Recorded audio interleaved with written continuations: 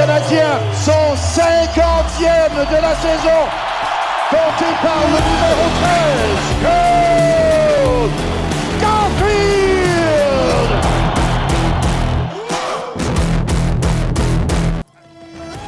C'était une soirée parfaite, du genre qu'on n'oubliera pas de sitôt. Pour ma part, la plus belle soirée de hockey qu'il y a eu à Montréal depuis la conquête de la Coupe Stanley en juin 93 dans le mythique vieux Forum. Oui, le Bonne Saint-Jean de Philippe Danault en 2021, ça avait quelque chose de génial, mais en pleine COVID, devant des gradins couverts de draperies publicitaires, c'était plutôt tranquille. Oui, il y a eu la remontée contre les Rangers. Oui, il y a eu des guerres fratricides contre les Bruins. Des grands moments, ça et là. Mais une soirée parfaite, avec la trame dramatique parfaite, des joueurs extraordinaires et du papier sablé, deux équipes qui se détestent, des plateaux à atteindre, un enjeu crucial. Hier, c'était parfait parce que c'était le match 0 de la série au meilleur de 7 qui opposera vraisemblablement, on est à peu près à 7 chances sur 10 que ça se produise, les deux mêmes clubs au premier tour éliminatoire. C'était la soirée Sherwood PMT 50-30, les vrais saches, le bon vieux bâton tout de bois de Sherwood Drolet de Sherbrooke, celui avec lequel faisait toujours bon brasser l'adversaire, ce qui a d'ailleurs été le cas hier soir. PMT 50-30, le modèle par excellence de cette entreprise québécoise fondée par feu Léopold Drolet. 50 à Cole, 30 à Slav. Sans oublier Suzy, désormais à 98 points, à 2 de la marque de 100 du jamais vu depuis 40 ans. Le dernier, le petit viking, Mats Naslund. Et que dire de, ça m'a pris du temps, là, je l'ai son surnom. Luminou. Vous vous rappelez le petit Toto, là, tu lui fais un petit câlin puis il s'illumine. Ça, c'est Lane Hudson. Lane Hudson, c'est Luminou. Formidable hier sur une demi-heure de jeu. Excuse-moi, là. Une demi-heure de jeu hier, littéralement. Hudson a joué plus tout seul que Albert Jacquet, Jayden Struble et Adam Ekstrom réunis. Vivement le retour de la troisième paire de Caden Goulet et Alexandre Carrier.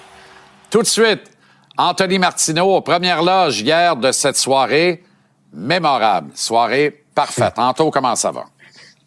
Ça va très bien. Tu le résumes tellement bien. C'est mémorable, parfait. Je pense que tous les qualificatifs sont bons. Hein? Pour un gars de 31 ans comme moi, puis là, tu vas me permettre de dire « je », mais c'est pas « je ». C'est toute la génération de plus jeunes un peu qui, à chaque fois qu'on parle à des gars comme toi qui ont tout vu dans l'univers du hockey, nous, on dit, ben, écoute, moi, j'ai vu Mathieu Pekka avec le Canadien. Alors, hier, ça a fait du bien de vivre quelque chose d'historique en direct. Tu comprends ce que je veux dire? Ouais, ben oui. Oui, puis je te le dis, là, puis amenez votre lunch, là, pour me vendre une autre soirée aussi exceptionnelle que celle d'hier. Ouais. Depuis le 9 juin 93, quand la Coupe est sortie à Montréal. Parlant de Coupe, Gary en avait une aussi, elle était champignon. Non, mais c'était sa première Coupe Stanley qui sortait du coffre. Il avait été nommé en cours d'année. C'est d'ailleurs la seule fois qu'il a remis en Coupe un capitaine canadien et du Canadien, en l'occurrence le 21, Guy Carbonneau. Alors, Cole Caulfield, c'est fait, là. Comme dirait Roger, c'est fait, là? Oui, c'est fait, mon Roger. C'est fait. Puis en grand, en plus. Est-ce qu'il y avait une meilleure façon pour Cole Caulfield que d'inscrire ce but-là avec les mentions d'assistance, les mentions d'aide de ses compères Nick Suzuki et Juraj Slafkovský? C'est de la poésie, ça. La petite passe arrière de Slafkovský, Suzuki, la saucer passe, la passe soulevée directement sur la palette de Caulfield qui trouve la lucarne, qui laisse Vasilevskiy figé. C'était de toute beauté. Et surtout, c'est un but qui ne laissait aucun doute. On savait que c'était Caulfield à partir du moment où le tir a été décoché. Ça ne peut pas être personne d'autre.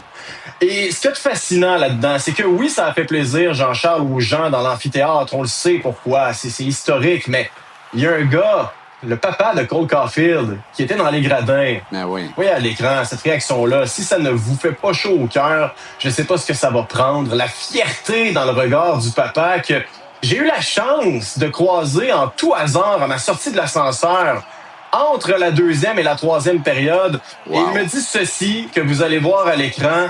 L'humilité du papa de Cole Caulfield ne vient pas des voisins. Il a préféré parler du fait qu'il était très bien au Centre Bell, peu importe la soirée, que ça lui donnait des frissons, qu'il se sentait bien avec les partisans du Canadien. Puis il dit, bien sûr, la soirée, elle va être spéciale quand on va y repenser plus tard, mais pour l'instant, ce que j'aime, c'est d'être ici avec ces fans passionnés-là. Moi, honnêtement, je me suis dit, OK, Cole Caulfield, je sais, il est pas un par hasard. Cette famille-là est exceptionnelle. Alors, de quoi avaient l'air les festivités, j'ai envie de dire, dans la tête de Caulfield et de Martin Saint-Louis après le match? Je vous invite à écouter les deux parce qu'il y a un lien entre les deux hommes. OK. Honestly, I don't know if there's a guy to thank more, or, give more respect to. I think, when he came in, he gave me not only an opportunity, but definitely some confidence. And, he taught me how to play the game the right way to kind of create more and get the puck more in better spots. C'est sûr, j'étais content, tu sais, même si ça m'a pogné un petit peu, tu sais, j'étais tellement fier de lui. Puis c'est le fun, ces moments-là, tu sais, on est tous, tu sais, on est fiers, on est des fans, tu sais, puis on fait partie, tu vois ça à tous les jours, là, tu sais, tu vois le travail en arrière de ça. On rappelle que Cole n'a toujours pas marqué dans une cage abandonnée par un gardien de but. 50 francs buts contre des gardiens adverses. On rappelle aussi qu'il a battu pour son 50e celui qui est favori pour gagner le trophée Vézina cette année, Andrei Vasilevski. Et on rappelle qu'il y a toujours un 4e larron dans la foire, comme dans les 3 mousquetaires sont 4, où les 5 continents du monde sont au nombre de 4, dont les 3 plus importants sont les 2 suivants, l'Afrique. C'est Lane Hudson qui part le jeu dans le territoire défensif. Alors, de Hudson à Slav, à Suzy, à Cole, Vasilevski qui mord et se déporte. Une erreur à la Daubèche. Caulfield n'en demandait pas tant. Bonsoir, la visite. Formidable. Puis tu sais, c'est le fun. Puis tu fais bien de ramener Hudson dans la discussion, son temps de glace et tout. Parce que, en fait, ce but-là, c'est... exactement. Tu sais, quand on dit le futur, c'est maintenant, je pense que ce but-là illustre parfaitement l'expression. T'as les 4 gars, on peut ajouter Demidov et qui vous voulez, mais je veux dire, t'as 4 gars qui font littéralement partie de tes 10, 12, 15 prochaines années qui mettent en place un moment historique comme celui-là de toute beauté. OK, 2 autres accomplissements dignes de mention hier soir, Anto.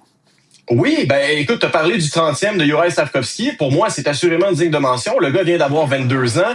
Il avait dit sur les ondes de TVA Sport en début d'année que son objectif à lui, JC, c'était 70 points cette année. Alors, il a atteint son 70 points hier, un peu dans l'anonymat le plus total sur le but de Cole Caulfield. Mais il a ensuite marqué un but extrêmement important, issu d'une passe de qui? Nick Suzuki, qui lui, en passant, est devenu, par la bande, le capitaine le plus productif de l'histoire des Canadiens de Montréal. Rien de moins. Alors oui, il y a le 100 points, mais il y a également ce titre-là qui, pour moi, parle beaucoup. L'histoire des Canadiens, c'est l'histoire la plus riche de la Ligue nationale de hockey. Je veux dire, le gars a 26 ans, là, pas fini de nous épater. Et ce qui est plaisant dans tout ça, c'est qu'on a vraiment l'impression d'assister à une série d'accomplissements entre des amis. I couldn't ask to be in a better spot playing hockey anywhere else. I think it wouldn't be the same. And this is, like I said, it's the best city in the world to play hockey in. And if you get to do it with your friends, that's even better. And winning is fun, scoring is fun. So we just try to enjoy it. Je pensais pas qu'on y arriverait. Honnêtement, là, dans les années de misère de Matthew Pekka, là, je pensais pas qu'on y arriverait. Je me disais, on est dans le même maze que les Yankees de New York ont été plongés dans la fin de Steinbrenner père. Là. Mais eux autres s'en sont sortis, nous autres, on s'en sortira pas. Mais là, je suis pas mal près d'affirmer qu'on en est sortis, puis on a retrouvé le lustre que les Yankees ont retrouvé à la balle après des années de vache maigre. Sensationnel. Très, très rapidement, en terminant, c'était une jungle hier. Hein. Quand on dit tous les ingrédients d'un match parfait étaient réunis, on connaît maintenant le nouveau roi de la jungle. Il s'appelle Josh Anderson. Quel match il a joué hier, honnêtement. Il est entré sous la peau du meilleur joueur du Lightning de Tampa Bay, Nikita Kucherov. Il a servi une correction à un autre homologue du Lightning de Tampa Bay. Il était partout, Josh Anderson. Et après le match, j'ai envie de lui demander, dis-moi Josh, ça te vient d'où cette capacité-là à triper autant sur les matchs comme ceux-là? Écoute ça. Probably from my dad. You know, when you're not scoring, do something to get noticed. You know, when you're not drafted to the OHL and then you get into the OHL and you know, you put up decent numbers, but then you have the hunters breathing down your neck and saying, you know, you're not going to get to the NHL scoring goals because there's way too many guys that can do that. So you need a different asset to bring to the game, and you know, I've certainly, you know, played that way, you know, pretty much my whole life. En clair, là, parce que là, on est passé du bonhomme au hunter, hein? Puis on regarde la game d'Anderson. Moi, d'après moi, le bonhomme a ramassé une côte de claque à Josh, petit Josh, quand il était gamin. Je dis ça, je dis rien, là, tu sais, puis je le dis amicalement, là, puis affectueusement. Ouais. Mais d'après moi, ça devait brasser dans la chaumière une couple de fois. Excellent travail, Anto. Merci beaucoup. Bon week-end. Bon match demain. On se reparle lundi. Absolument. Salut. Salut. Ben Baudouin est là pour parler d'UFC. Comment ça va? Quel stock, Tony. Quel travail, quand même. Ah oui, formidable. Du gros stock. C'est toujours bien mis. Hein? Ah, ben, on s'attend à rien de moins. Voilà. Les vieux bastons de Bourgogne, de Télémétropole, reviennent à la mode. Tout le monde est dans le Bourgogne. Il y a une batch qui est rentrée au port. Je comprends pas. Tout le monde est dans le Bourgogne. Le tissu est en spécial, peut-être. Voilà. On dirait. T'as envie de me chercher un Audi Bourgogne. UFC 327 demain soir. Oui, monsieur. Le titre d'Emilio aurait à l'enjeu. Exactement. Titre qui a été laissé vacant récemment par Alex Pereira. Oui, donc Jiří Procházka, ancien champion. Le Tchèque va tenter de récupérer cette ceinture contre Carlos Ulberg. Lui, c'est un Néo-Zélandais, gros cogneur. 9 victoires de suite, la plus longue séquence de victoires de l'organisation. Donc, il y aura un nouveau champion de la catégorie. Deux spécialistes du combat debout. Deux gros cogneurs. Ulberg, 28 KO en 32 victoires. Procházka plutôt, et ça, Ulberg, c'est sa dernière sortie. Il a besoin d'un seul coup de poing pour finir ça. Donc, ça ira pas au sol demain soir, mais deux styles debout quand même différents. On peut décrire ce combat-là comme le KO, C-H-A-O-S, contre le contrôle. Procházka, très échevelé. Moi, j'ai des coachs d'arts martiaux mixtes qui me disent, mes amis analystes, Johan Lennes, avec qui je fais le podcast, notamment, il dit, mes élèves, ils veulent apprendre à combattre comme Procházka. Je leur dis, faites pas ça. Là. C'est tout ce que vous ne devez pas faire dans un combat. Il se met le menton par en avant comme ça, mais il réussit à gagner de cette façon-là. Alors que Ulberg, lui, c'est le contrôle, la technique presque parfaite. Donc, qui va l'emporter? Bien malin, celui qui peut le prédire, parce qu'honnêtement, c'est assez partagé. Et Procházka, tout un spécimen quand même, assez sauté. Là. Il a eu une longue carrière au Japon. Lui, il se dit, c'est un samouraï des temps modernes. Honneur, respect, pour lui, c'est super important. Il y a des méthodes d'entraînement assez sautées. Il s'en va dans le bois, il se bat avec des arbres pour il se bat avec des arbres? Oh, il frappe sur des arbres pendant des centaines de fois par jour pour la douleur sur ses mains et tout ça. Bref, c'est un spécial. Et là, il risque fort bien de manquer la naissance de son premier enfant. Oh. Sa femme est en République tchèque et lui, il va se battre demain à Miami. Donc, c'est assez difficile pour lui, la préparation. On peut l'écouter là-dessus. Là. This is another kind of focus to be under this pressure, because I am not just me under the pressure, but my girlfriend is also under the pressure because she's alone at the home, and we are expecting the child like in this week, next week. Is it one of the toughest things you've had to do in your career so far? Right now, I can say yes. Mm-hmm. Right now, I really for 100%, I can say yes. Pas des bonnes nouvelles pour Ulberg. Non, exact. Si j'avais manqué la naissance de mon premier enfant, je pense plus que je serais en couple aujourd'hui. Par ailleurs, petit aparté, mais elle lui a donné son aval. Il y a quand même un titre en jeu cette fin de semaine. Voilà. Un combattant qui fait beaucoup jaser sur la carte de demain. T'es un fan de lutte, hein? Oui. OK. Oui. Regarde, on va écouter Josh O'Kitt, un poids lourd. J'aimerais avoir ta réaction, JC. Dis-moi ce que t'en penses. I'm in Miami, Florida. Oh, yeah. 20,000 people. 20 million. 20 million watching around the world to see the Incredible Hulk. I will show everybody that I'm the best, from the east to the west the spécial. old C'est dying plutôt man. pâle comme imitation de Hulk Hogan. Il a l'air plus de Randy Machoman Savage dans la physionomie, dans sa façon de s'exprimer, un peu essoufflé puis tout ça. Ben, c'est drôle que tu parles de ça. Ben, j'ai vu moi, je connais pas grand-chose à la lutte professionnelle, honnêtement, puis des gens disaient, c'est ça, c'est comme un mélange de plusieurs personnages. Ouais, quand même. C'est juste qu'on comprend pas trop. C'est quoi? Non, c'est quoi l'affaire? En fait, on dirait un gars qui dit « Je veux plus risquer ma vie pour des milliers de dollars. Je veux avoir du plaisir pour des millions de dollars. Venez me chercher la WWE. » Peut-être que c'est ça. C'est peut-être ça. Peut-être que c'est Je ça. suis le prochain Lesnar. Peut-être que c'est ça. Je ne sais pas si ça va fonctionner. On sait qu'en plus, c'est la même compagnie maintenant. Mais bref, Dana White a dit qu'il n'est pas un gros fan. Là, il faut qu'il gagne. C'est juste son 3e combat dans l'UFC. Tu arrives avec un style comme ça, il est 2-0, il fait des gros KO, ça marche. Mais là, il affronte le numéro 5 de la catégorie. Donc, il y a une grosse commande devant lui. On peut regarder peut-être un coup d'œil sur les cartes là, qu'on vous présente demain sur nos ondes dans la dernière minute. Ça, c'est la carte principale. Bon, j'ai parlé Prohachka, Hulberg, Blades contre O'Kit, la demi-finale, Azamat Murzakanov contre Paulo Costa. Ça, c'est un gros cogneur russe. Murzakanov, 16-0, avec juste des victoires avant la limite. Donc, grosse commande pour Costa. Et la carte préliminaire sur les ondes de TVA Sport 2, donc de 19h.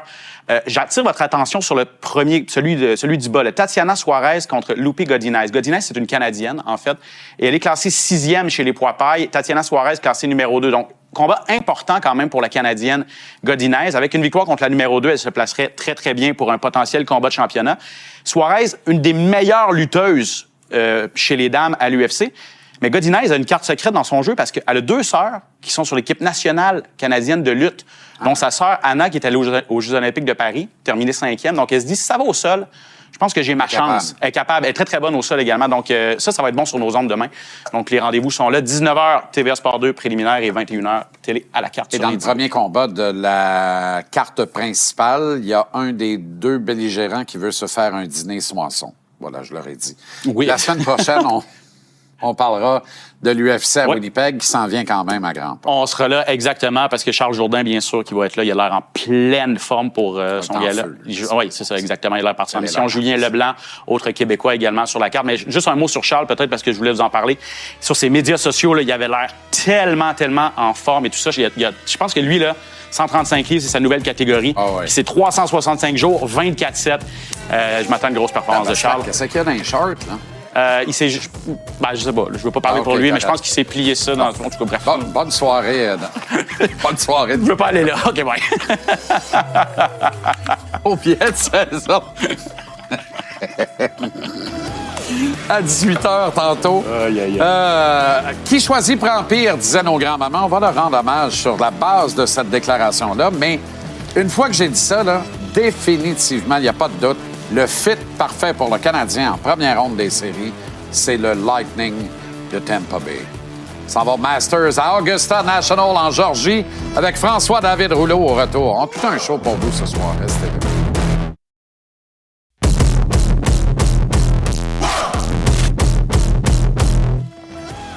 Il est en couverture du prestigieux Masters, le tournoi des maîtres de golf à Augusta en Georgie. On retrouve camarade du Journal de Montréal et Journal de Québec, François-David Rouleau. Comment ça va, François-David? Ça peut pas mal aller quand on se trouve ici au tournoi des maîtres en Géorgie. C'est avec un soleil comme ça, puis un terrain qui se déroule devant nos yeux comme celui du Augusta National. C'est unique. Commençons avec le commencement ou peut-être la fin et le veston vert. Rory McIlroy apparaît dans une forme resplendissante. Ouais, tout à fait. Là. Et quand on parle de Rory McIlroy, là, l'année dernière, on se souvient tous de l'image là, quand il a gagné. Là, il était sur ses genoux à crier vers le ciel, là, vraiment en fierté d'avoir enfin remporté le tournoi des maîtres. Et là, il a repris où il avait laissé il y a exactement 1 an. Et au moment où on se parle, là, il est premier avec une fiche cumulative de -7. Il est devant Patrick Reed, le champion de 2018, et il est aussi devant Justin Rose, le finaliste qu'il avait battu l'année dernière en prolongation dès le premier trou. Donc Rory, là, hier, quand il s'est mis à jouer, ça se passait pas très bien pour lui. Et il a réussi à faire tourner le vent sans faire le mauvais genou ici à Augusta, où on sait que le vent est un facteur majeur. Donc, il a réussi à bien faire et à ramener une carte de 67-5. C'était sa deuxième meilleure carte initiale en carrière. Il est à son 18e passage ici au tournoi des maîtres. Donc, aujourd'hui, cet après-midi, là, ça continue dans le bon sens. Et Rory McIlroy, là, on le voit là, qui est au devant du peloton. Et on pensait l'année dernière qu'il allait peut-être perdre un peu de cette motivation-là après avoir réussi son grand chelem en carrière. Et non, il l'a pas du tout perdu. Il a juste repoussé les paramètres de ses objectifs. Puis il en veut un autre. Là, il a pris goût. Et il a pris goût aussi à la facture salée qui est venue avec le souper des champions mardi soir. Tu as évoqué le parcours brièvement tantôt, François David. Ouais. Quand il est à son paroxysme comme ça, parce qu'on n'a pas toujours été gâtés dans les dernières années, là, des déluges de pluie qui ont abîmé, qui l'ont rendu boueux, moins permissif pour de grandes performances, mettons ça de même, ou une grande maîtrise, un grand contrôle. Ouais. Là, tout est en place parce que tout est parfait. Les conditions météo sont idéales et c'est le spectacle qui va gagner, là. Oui, tout à fait. C'est le spectacle qui va gagner et ce sont les joueurs qui vont en baver, si on peut y aller de cette déclaration-là, parce que on sait que l'Augusta National, là, ils peuvent faire qu'est-ce qu'ils veulent, le comité de compétition avec ce terrain-là, parce que ils contrôlent toutes les températures des surfaces. Donc, on va voir un terrain qui va s'assécher, qui va se raffermer au fil des jours. J'étais sur le terrain cet avant-midi, puis déjà on voyait que le terrain devenait beaucoup plus dur. Et les greens, les verts, là, on les voit brunir à vue d'œil. Ils sont en train de devenir durs comme la glace. Puis ça va donner du fil à retordre pour les joueurs là, pour les rondes finales samedi et dimanche. Bryson DeChambeau, un curieux, a fabriqué un fer 5 avec une imprimante 3D. L'affaire, c'est que le bâton est dans son sac. Compte-t-il s'en servir? Ah, il s'en est servi une fois en première ronde hier. Il n'a pas voulu vraiment parler de son fer 5 hier en fin de journée parce qu'il venait de jouer 76, pas très heureux Bryson. Mais il faut comprendre qu'il avait commencé à en parler en début de semaine, ne voulait pas dévoiler sa stratégie, de dire que moi, je vais le mettre dans mon sac. Finalement, le chat est sorti du sac hier. Il l'avait avec lui. Et il faut comprendre que pour Bryson DeChambeau, ce n'est pas la première fois qu'il crée un fer 5 des bâtons de golf avec une imprimante 3D. C'est la deuxième fois. Il l'avait fait en 2021. Ça s'était plus ou moins bien passé. Cette fois-ci, le fer 5 a passé les normes de l'Association de golf des États-Unis. C'est eux qui dictent les critères pour l'équipement. Et il l'avait hier et il l'a aussi encore aujourd'hui avec lui sur le terrain. On rappelle en terminant que Robert McIntyre a utilisé un langage écossais ordurier, très coloré, mais pas du bon bord, a même fait un doigt d'honneur au 15e trou hier, reçoit un sérieux avertissement du comité de compétition. Tu peux pas niaiser à Augusta National en Georgie. L'étiquette, c'est important. François David, on te lit avec intérêt. Journal de Montréal et Journal de Québec. Bon tournoi des maîtres et à lundi. Merci beaucoup. Merci beaucoup. Au revoir. On va conclure l'émission ce soir avec Gilbert Perreault, le sabre parmi les sabres. Très fier de ce qui arrive à Buffalo, rêve d'un affrontement contre le Canadien en série, va nous expliquer pourquoi. Il y aura du bon Philippe Boucher également. Le columniste Jean-Nicolas sera avec nous aussi, tout comme Ross Enber depuis Londres en Angleterre au combat Makhmoudov-Fury.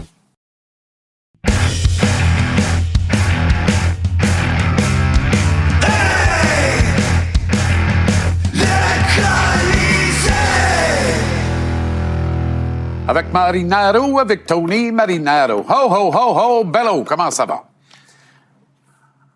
Tu m'as montré une... Oui, tu as des T-shirts à vendre? Bon, si le message est passé, c'est fait. La plug est faite, on peut-tu avoir du contenu?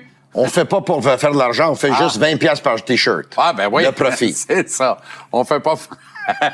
tu m'as montré une séquence vidéo amateur tournée dans les gradins hier pendant un arrêt, alors que Corey Perry allait jaser à Jakub Dobeš, puis Herbert Jacquet n'est pas allé voir Perry. Tu allé voir Vasilevski, il a fait la même affaire. Écoute, c'est intéressant parce que, regardez le match à télévision hier, on n'a pas vu ces images-là. Même là, j'étais pour venir ici, mon chum Joe m'appelle. Il dit, écoute, j'étais là hier soir, il dit, puis j'ai capté une séquence. Il dit, je pense pas qu'ils l'ont montré à la TV. J'ai dit, c'est quoi la séquence? Il dit, mais là, Corey Perry voulait déranger Jacob Dobèche. Donc lui, il s'approchait proche de Dobèche, il patinait vers lui, puis là, il lui parlait, il disait des choses, il voulait essayer de rentrer dans sa tête, évidemment, de le déranger. Il dit, Jacky réalise, Jacky s'en va voir Vasilevski. Jacky fait la même chose. Et là, Jacky dit, regarde l'autre bout de la patinoire, Perry est encore là, Jacky le fait de nouveau. Là, à un moment donné, Perry réalise, puis Perry arrête de jouer à ce jeu-là. Hier, Albert Jacky a joué son meilleur match en carrière avec le Canadien. Puis c'est pas de l'ironie, je le pense vraiment, c'est un match où il a été... C'est le soir où il a été le plus utile aux Canadiens dans un match. Puis à la fin de la veillée, tu regardes ça, 8-25 de temps de jeu. Je suis pas sûr que c'était son meilleur match, mais il était drôlement efficace hier pour le temps qu'il a joué. 8-25. Ouais. Tu sais, Lane Hudson a joué plus tout seul que Jacky, Struble et Ekstrom réunis. Ouais. Vivement le retour de Gaudet-Carrier. Puis si quelqu'un pense encore... Ouais. Tu sais, on voit, hier, là, tout le monde est excité. Tout le monde dit aujourd'hui, là, demande à n'importe qui va te dire, il faut que Jacky joue en série contre Tampa. Ouais. Ça nous le prend pour battre Tampa. Je Ouais. vois pas. Oui, c'est parce Je que vois pas. Jacky, à un moment donné, il a vu que Corey Perry voulait intimider Lane Hudson. Ouais. Voulait s'en prendre à Lane Hudson. Voulait pas seulement amener Lane Hudson au banc des pénalités avec lui, mais En voulait fait, Perry lui répliquait infliger à un Josh racket. Anderson qui s'en est pris à Nikita Kucherov. Oui. Puis on dirait que Jacky a dit à Perry, écoute, il y a 2 semaines de ça, Mike McCarron, t'as coupé toute la face. Moi, je vais couper ta face, puis je vais te mettre KO. Puis là, je vais te reprendre pour te mettre debout, pour te mettre KO de nouveau. Mais ça a été un match tellement physique hier. Le Canadien, hier, ils ont répondu à l'appel. Ça fait 2 games qu'on le fait contre Tampa. Là. Ils ont répondu à pas l'appel, peur. puis ils ont... Ça, Joe, c'était pas fort. Ça, Joe, il y avait un clear fight. Il le fait pas, il recule, il trouve que l'eau est trop frette. Puis là, il s'en vient frapper par-dessus l'épaule d'un des 2 Swimade, là, un des 2 arbitres en chef. Arrête ça, là.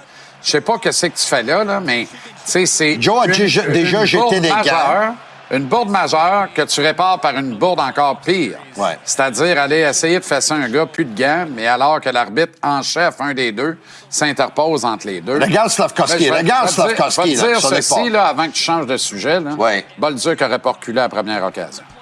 End of story. Veux-tu arrêter avec ton non. Bolduc, man? C'est ça pareil. Écoute, C'est ça une pareil. porte-parole pour lui ou C'est quoi? Tu ça travailles-tu pareil. pour lui Moi, ou quoi, là? J'ai toujours défendu les petits gars d'ici. M'a toujours le faire. C'est une fierté pour moi. Bravo de le faire! Parce que je suis Québécois pour tout Québec. Bravo de le faire! Merci. Bravo! Merci. Mais il y a un but depuis Noël. Il y a un but plus que toi, puis un but plus que moi.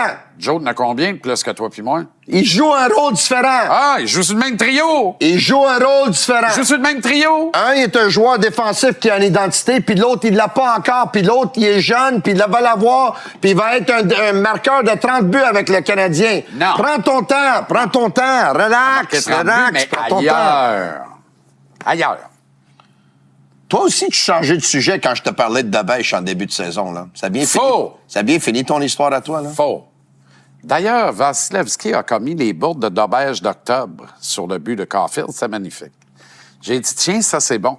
Même Dobèche- quand il veut lancer un flèche à Vasilevski, il lance la flèche à Dobèche. Non, Dobèche faisait ça. Rappelle-toi, il se déportait, il se décadrait de devant le filet. C'est exactement ce que Vasilevski a fait. Mais Cole Caulfield, ben, Dobèche a ça, commencé là. à rentrer dans la tête C'est fou. de certaines équipes dans la Ligue nationale. Non, certains individus, Nikita Kucherov, entre autres, et tout le Lightning au complet. Le Lightning regarde Dobèche, c'est Ouais. qui est ce mammouth? Ouais. Il sort de où? On ne sait pas comment le battre. Tu l'as vu dans le vestiaire, C'est la photo formidable. d'équipe. Il a l'air de Luka Doncic qui joue au basket. Là. C'est terrible. Il est un gros, monstre, là. c'est sans bon sens. Il est gros. Wow. Il joue gros, puis depuis qu'il est cadré à la rondelle, Ouais.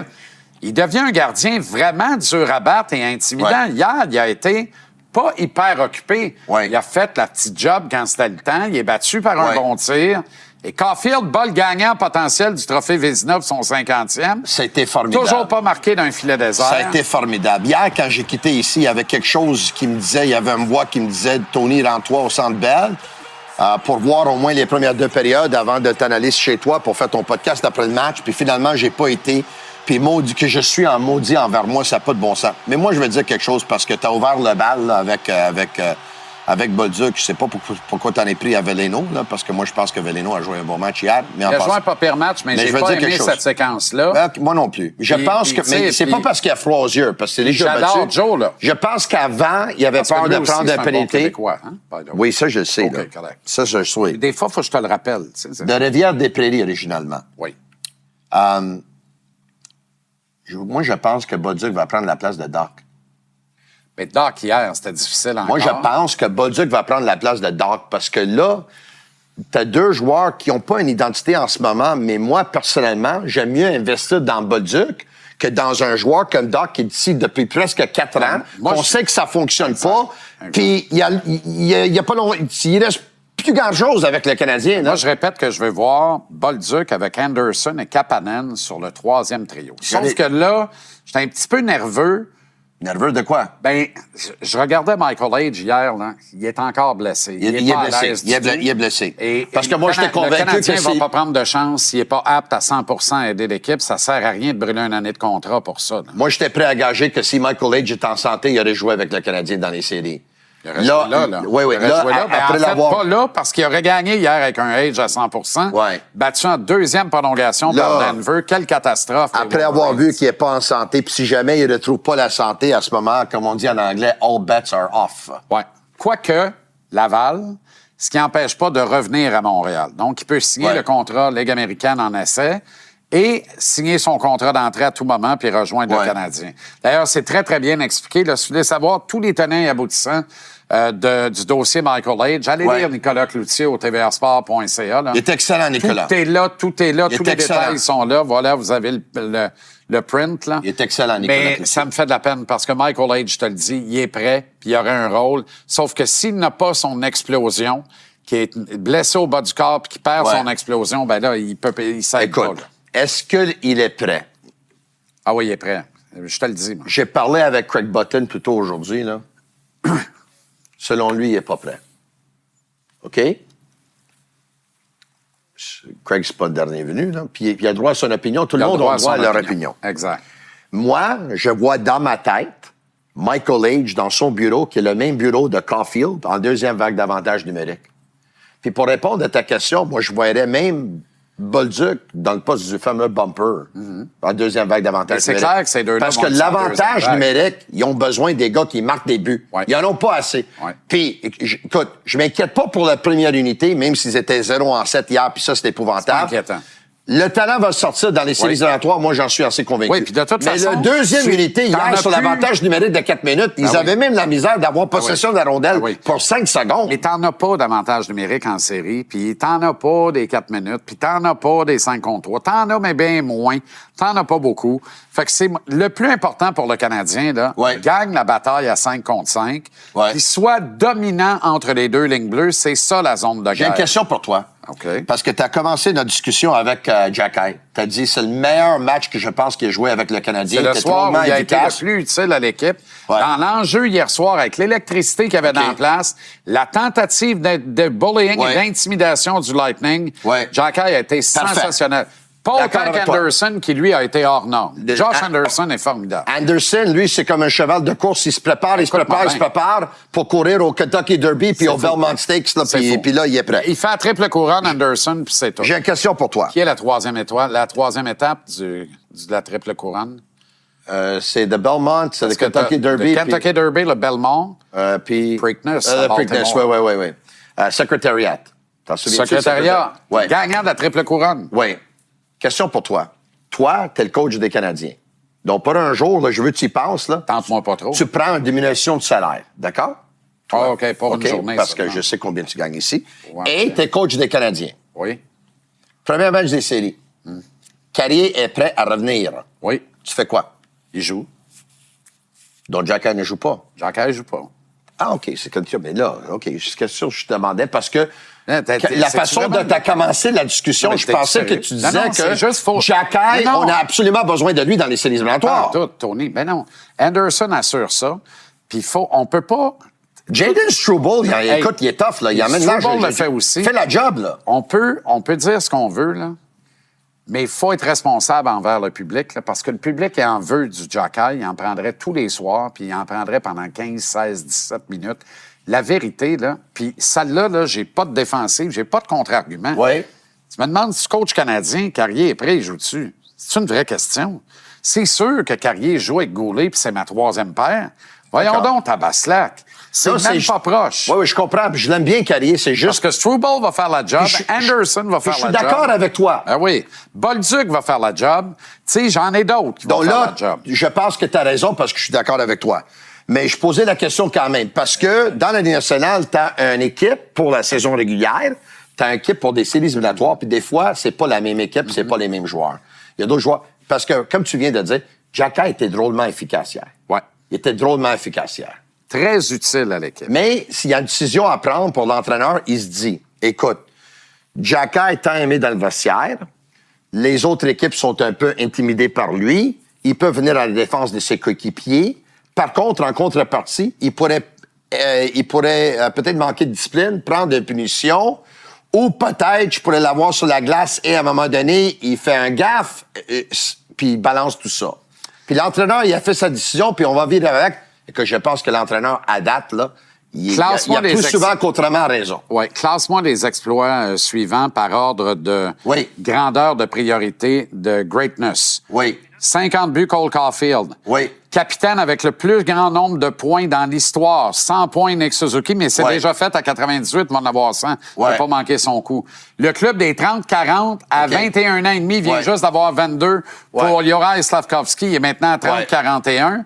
Ou Jacob Dobeš à 30 victoires qu'il va avoir aussi d'ici la fin de la saison, à sa saison recrue. Je pense que le plus impressionnant, c'est les 50 buts de Caulfield, puis je m'explique. Plus que les 100 points de Nick? Je m'explique. Les 100 points de Nick, en 1996, le Canadien a eu 2 joueurs, un qui en a récolté 96, puis l'autre qui a rencontré 94, quelque chose de même, tu sais, Danfus puis Turgeon. Ils étaient proches du plateau des 100 points. Cole Caulfield, on doit retourner en 1990, 6 ans avant, pour qu'il y ait un marqueur de 50 buts. Et depuis les 1993 ou 94, le Canadien a jamais eu un gars qui a marqué plus que 40 buts. Lui est rendu à 50. Donc, pour moi, c'est tous des exploits incroyables. Caulfield, c'est 50. Et 50 ça fait quand même plus longtemps qu'un gars a ramassé 100 points qu'un gars a marqué 50 buts. C'est Mats Naslund. 85-86. Ça fait 40 ans pile poil. 110 points. Mais 50 buts avec le Canadien, là. Écoute, 100 points, c'est quelque chose aussi, mais... Qui est le fait rêver en première ronde? Tu veux voir le Canadien affronter qui? Tu as le droit de choisir, là. Tu veux prendre qui? Sans aucun doute, t'aimes pas. Moi aussi. J'ai regardé la météo, ça va faire 30 degrés à tous les jours. C'est même pas météo.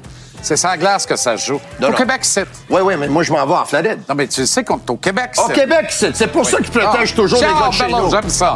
L'agitateur, Zach Bolduc, pour le Conn Smythe.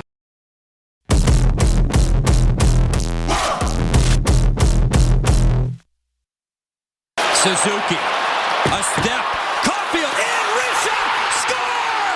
Magic at the Bell Center, and a 50-goal season for Cole Caulfield! Eh boy, le premier ministre Mark Carney, il est à Montréal, ma calotte du Canadien. T'es à Edmonton, ma calotte des Oilers. T'es à Toronto, ma calotte des Leafs. Tabaslac, un beau caméléon. Le curse dont nous parlait Renaud Lavoie hier est terminé en 3 syllabes. Parce qu'à chaque fois que Carney est en place, l'équipe canadienne perd. Pas hier. Vous reconnaissez Antoine Roussel et son chemisier tout chasse. Comment ça va, mon cher Antoine? Salut Jean-Charles. Écoute, c'était une maudite belle soirée. Et souvent, le monde, se parle, t'étais où quand Richet a marqué son 50e but? Puis toute cette semaine, on en a parlé. Puis écoute, ça va, tout le monde va se rappeler de où est-ce qu'ils étaient pour cet événement-là. Écoute, et pour ma part, j'en revenais d'un match de hockey pour ma fille, semaine de transition, novice qui va à Tôme, on pratique sur les grosses patinoires.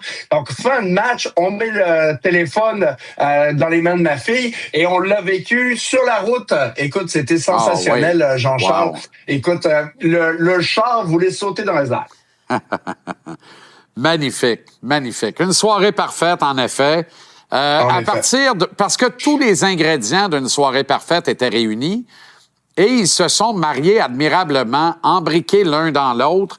C'était pas toujours élégant, mais c'était parfait. Ça vient avec. C'était un vrai match. C'est le match 0 de la série de premier tour 4-7 entre les deux mêmes équipes. On va pouvoir dire qu'il y en a eu 8 si ça va à la limite. Le match 0, c'était hier.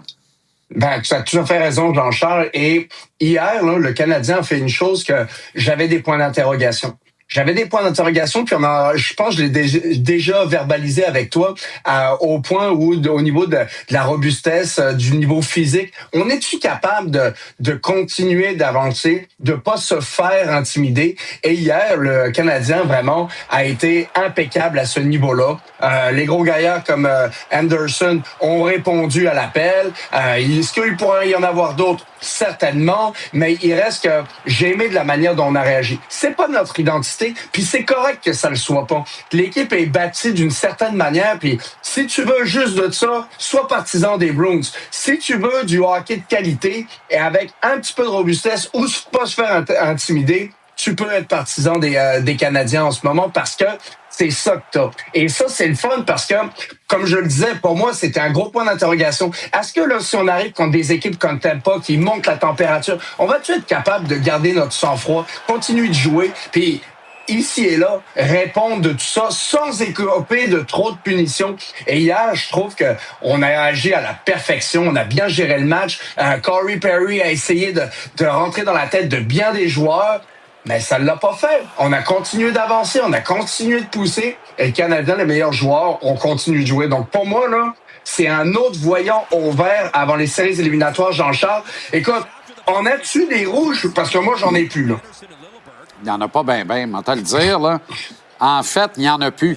Ça fait un petit bout que je dis, le Canadien peut maintenant pogner n'importe qui en série éliminatoire dans l'Est. On n'a plus à avoir peur de personne. Là, tu sais, on dit souvent qui choisit prend pire. Là, on ne souhaite pas faire ça. Mais si on nous donne le choix vraiment en disant qu'il n'y aura pas de conséquences autres que si tu choisis bien, le bon va arriver, moi, je prends Tampa dans le tas, là. Parce que je redoute qu'on ne soit pas capable de jouer la game robuste au même niveau contre, exemple, Boston ou Buffalo, mais contre Tampa, il n'y a aucun espèce de problème.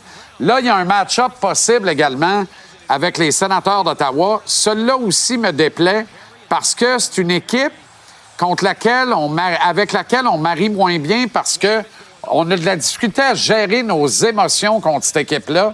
Puis c'est tellement important en série éliminatoire, la gestion des émotions, alors que contre Tampa, c'est le club contre lequel on se gère de la meilleure des façons. Fait que c'est le fit naturel parfait en série. On le joue dans la tête. Hey, Kucherov, là, il y a plus rien dans le cervelle quand il affronte le Canadien, Antoine. C'est délirant comment il voit tout clair. Hier, enlève le 6 contre 5, là. Pardon. Enlève le 6 contre 5, il n'y a pas un point, il n'y a pas une opportunité tant dangereuse que ça hier soir. Tu sais, je trouve que le Canadien l'a bien muselé, on a été dans son visage, on a rendu sa vie difficile hier. Moi, j'ai vraiment aimé ça. Puis il y a une autre chose qui m'a un peu dérangé hier, Jean-Charles, puis je t'envoie une balle courbe, mais je ne sais pas si tu as vu la réaction de John Cooper. Quand le Canadien, là, ils se sont fait marquer un but, John Cooper est allé d'une célébration là, tu sais, une célébration du genre, hey, j'ai coaché comme un champion du monde, je suis le meilleur. Écoute, parce qu'il venait de bien lire la situation, le Canadien était embourbé dans son territoire avec le premier trio.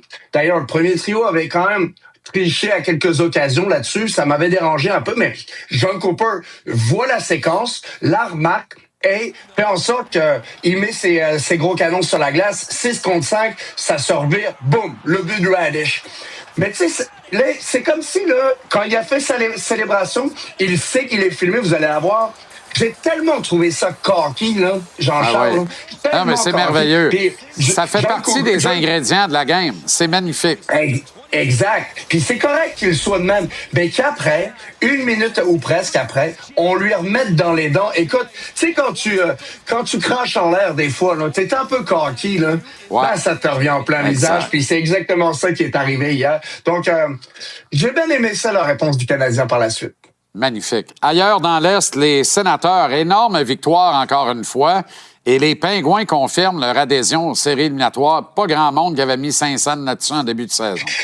Ben, pour les Sénateurs, c'est clair qu'on les voyait là. Écoute, ils ont fait les séries la saison dernière, puis on veut voir une évolution dans ce cas-là. C'est une jeune équipe qui arrive à maturité. Si tu fais pas les séries de manière régulière, il y a quelque chose qui va péter à un moment donné. Il va falloir changer des choses. Et on l'a déjà fait dans le passé, changer des choses. Puis, écoute, le fait est qu'on est en série pour le moment. On s'est rebâti un certain coussin. On a 3 points d'avance. Il reste 3 matchs pour les Sénateurs. Le prochain match, celui de samedi à 13h sur nos ondes, est complètement fou. Joue contre les Highlanders et ça prend une victoire pour l'un des deux équipes. Donc, ça c'est névralgique. Les Sénateurs gagnent ce match-là, quasiment assurent leur place en série, ou presque. Les Sénateurs puis les Highlanders peuvent rester en vie. Puis tu me parlais des Pingouins. Les Pingouins, écoute, Jean-Charles, moi, je les voyais échanger tout le monde. Donc, comme quoi, le plan de Carl Dubas, on l'a décrié à plusieurs fois. Ouais, mais comment ça se fait qu'ils gardent ces vieux bonhommes? Ça sert à rien. Ça leur coûte de l'avenir. Peut-être, mais les Pingouins sont pas plus fous que les autres. Ils voient l'opportunité dans l'Est qu'il y a.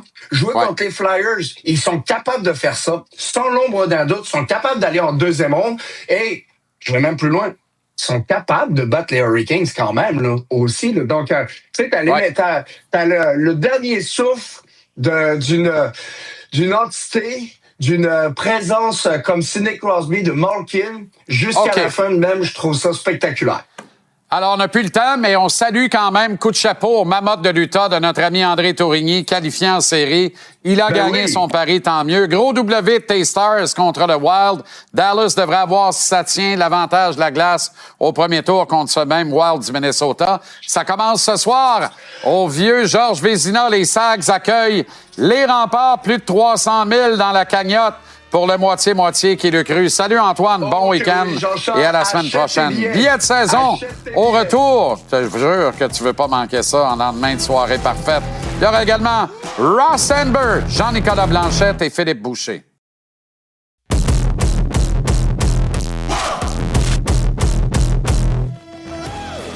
Qui choisit prend pire. Voilà pour l'hommage à nos grands-mamans adorées, dans mon cas, Flore. Ces grandes dames qui ont façonné le Québec qu'on aime. Ouais, je suis un peu débordant d'émotions ce soir. Je suis surexcité. Le Canadien est là. Alors, comme qui choisit prend pire, on ne va pas choisir l'adversaire du Canadien au premier tour des séries. Mais on va mettre le chapelet sur la corde à linge s'il faut, afin que Montréal obtienne un rendez-vous au meilleur de 7 matchs, que ce soit avec le Lightning de Tampa Bay. Idéalement, selon le classement à ce jour, donc avec l'avantage de la glace.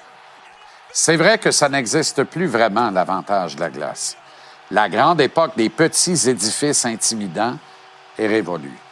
Exit le Garden de Boston, l'Auditorium de Buffalo, le Chicago Stadium, où il fallait monter ou descendre des marches pour arriver à la glace ou retourner dans le vestiaire miteux où les rats pullulaient. Fini le mythique Spectrum de Philadelphie, où lorsque les lumières s'éteignaient et que Kate Smith entonnait « God bless America », les pertes nerveuses s'accumulaient au fond des shorts des adversaires des Broad Street Bullies. Aujourd'hui, tout est assaini, uniformisé, aseptisé. Aujourd'hui, c'est d'un pareil au même partout. Sauf ici, chez nous. Hier en a fait une autre remarquable démonstration. L'avantage de la glace existe encore dans un seul des 32 buildings de la Ligue nationale de hockey, et c'est ici, à Montréal.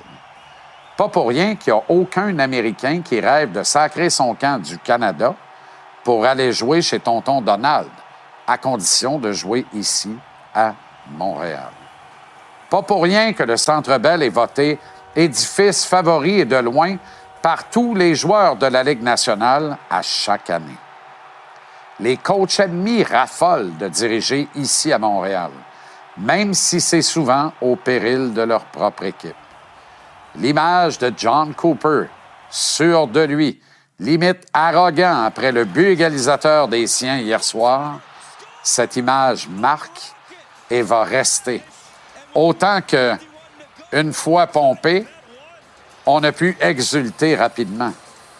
Parce que cette image n'a fait qu'ajouter à un plat débordant de moments de rivalité pure entre le tricolore et les Bolts. Me répète, mais Tampa Bay est le fit parfait pour les Glorieux au crucial premier tour éliminatoire. La première ronde, c'est la plus tough à gagner. C'est souvent celle qui donne élan à un beau et long printemps. Montréal marie moins bien les clubs de brasseux purs. Faut idéalement éviter Buffalo et Boston. Ottawa a ses charmes, c'est vrai, mais le jeune contingent du CH a tendance à mal gérer ses émotions et un peu perdre le nord contre les Sénateurs. Mettons que c'est pas parfait. Le Lightning est tout indiqué, lui. J'apporte à nouveau le match d'hier à témoin principal de mon envie folle. Tout y était hier soir. Rudesse, mêlée interminable après les sifflets, banc de pénalité bien garni, intimidation, émotion totale en regard des nombreux enjeux collectifs de classement et individuels avec des plateaux à atteindre pour Caulfield, Suzuki, Slavkovski, Hudson. C'était la totale jeudi soir et ça a donné la plus belle soirée du hockey à Montréal depuis le 9 juin 1993, lorsque le Canadien a levé sa 24e Coupe Stanley au Vieux Forum. Le match d'hier était un hommage à feu Léopold Drolet, grand Sherbrookeois, fondateur de Sherwood, créateur du classique PMT 50-30. Ça a joué du Sherwood toute la veillée hier. Cole a atteint le 50, Slav le 30. C'était bouillant d'ivresse. L'image de Caulfield, son sourire légendaire, fondu enchaîné avec celle de son papa en larmes dans les gradins. C'est marquant, ça reste. Un 50e à l'image de la flanelle de 79 en demi-finale. Slav en Régent Hull qui part le jeu, remet à Mario Tremblay incarné hier par Nick Suzuki, lequel refile à Caulfield qui était en prolongation contre le Boston Yvon Lambert. Daniel Boucher m'a rappelé ce merveilleux souvenir hier soir après le match. Lorsque les points de comparaison avantageuses réfèrent à la 4e Coupe Stanley de suite en 79, à la 24e à ce jour en 93, aux 50 buts de Richer ou aux 100 points et plus de Naslund, alors on sait qu'on vibre pour une équipe très spéciale. Je vous le dis, si c'est Tampa en partant, le CH les sort le derrière par-dessus la tête. La série va se gagner contre Kucherov, qui ne se gère absolument pas contre les Glorieux. Ça va être formidable. Surtout que, comme en 93, on dira ensuite qu'on apporte les sabres de Buffalo.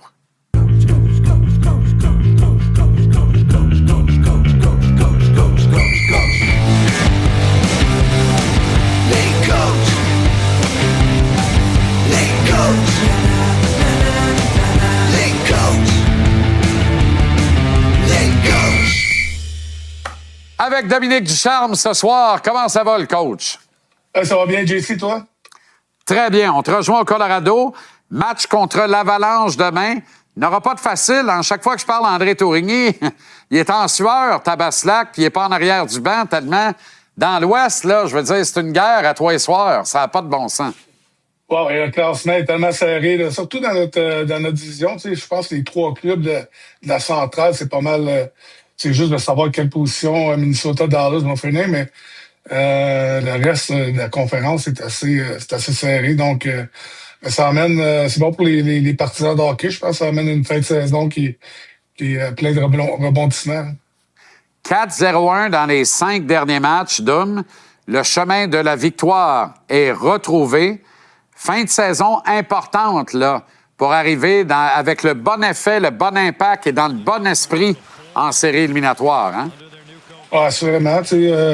On avait parlé là, à peu près une dizaine de jours, justement, qu'on voulait s'assurer de bien finir la saison puis prendre la meilleure place possible pour rentrer en série, mais surtout arriver en jouant du bon hockey. Puis, écoute, présentement, on retrouve nos jambes, on retrouve notre exécution et puis on joue du bon hockey.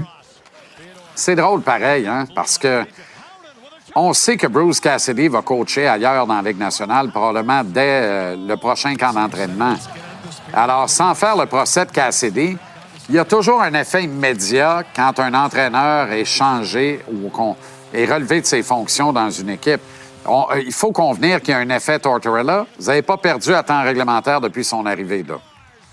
Non, mais c'est une énergie qui est différente. Et puis, je pense que nos joueurs avaient besoin de cette énergie-là et puis de retrouver justement, comme je disais, nos jambes puis notre exécution. Puis, écoute, toi, tu peux pas arriver puis tout changer avec le temps qu'on avait, mais il amène une certaine attitude. Vu que les gars jouent avec une attitude avec laquelle on est plus agressif, on est plus en poursuite de la rondelle et puis on joue plus rapidement avec la rondelle. Donc, ça nous a créé quand même pas mal d'offensives et puis ça permet à nos joueurs de reprendre confiance puis on est allé chercher des points importants.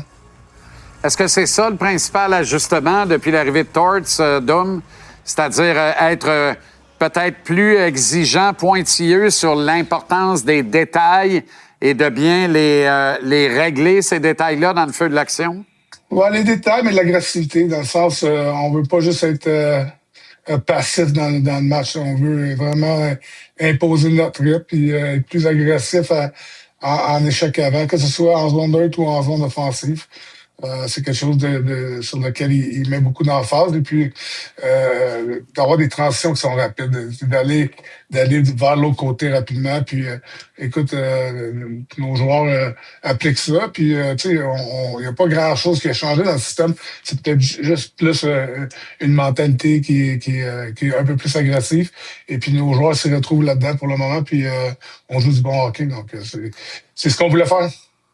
J'ai évoqué le Bear tantôt, André Tourigny. Gagner son pari, le Mammouth est en série. C'est une drôle de bébite, le Mammouth, dans les fêtes, puis sur la glace.